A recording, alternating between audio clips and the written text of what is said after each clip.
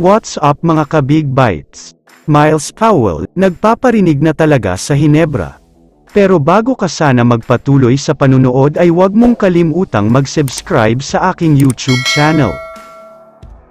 Sa ngayon, nasa listahan pa rin ng official na line-up ng Hinebra itong si Justin Brownlee, at siya pa rin ang inilagay na import pero mukhang magbabago na nga ito, dahil may haharapin siyang isang napakabigat na suspension. Wala pang inilalabas na balita sa ngayon, kung gaano nga ba katagal ang magiging suspension niya, pero ang pinakamatagal ay 2 years suspension at ang pinakamababa naman ay 2 months suspension. Kaya naman kahit ano paman ang maging kakalabasan ng parusa sa kanya, hindi pa rin talaga siya makakapaglaro para sa Hinebra, dahil sa paparating na November 5 nga ay magbubukas na ulit ang bagong season ng PBA.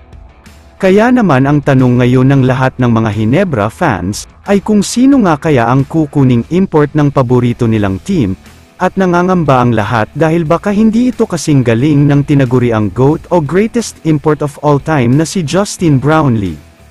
Samantala, maraming nagulat matapos maglabas ng balita ang iba't ibang mga source, at sinasabing handa nga daw maglaro ang dating import ng Bay Area Dragons na si Miles Powell, isang super import din ang player na ito. Pero ang magiging problema nga dito, ay may kontrata siya sa Chinese Basketball League, kaya naman hindi siya pwedeng pumirma ng kontrata sa Barangay Hinebra kahit gaano pa niya kagustong maglaro dito. Pwera na lang kung mangyayari ang sinasabi ng source, dahil ayon nga sa source ay may plano daw si Powell na mag-request ng release sa team niya sa CBA, dahil gustong-gusto daw talaga niyang bumalik at maglaro ulit sa PBA. Nakita daw kasi niya kung gaano kadami ang mga fans ng Hinebra, umabot pa nga sa halos 55,000 ang mga nanood nung finals. Kaya naman gusto niyang maranasan na maging parte ng Hinebra at hindi maging kalaban ng mga ito.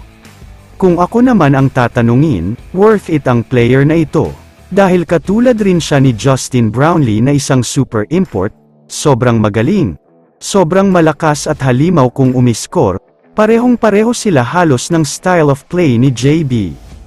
Kaya naman sa tingin ko, magiging malaking bagay siya lalo na't wala si JB ngayon, basta maaral lang niya ng maayos ang sistema ni Coach Team, sa tingin ko ay magiging isang championship contender pa rin ang Barangay Hinebra kapag nakuha nila si Powell.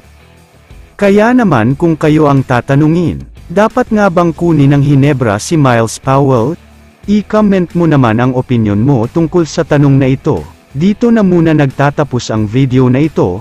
Maraming salamat sa panunood mga ka-Big Bites. God bless sa inyong lahat.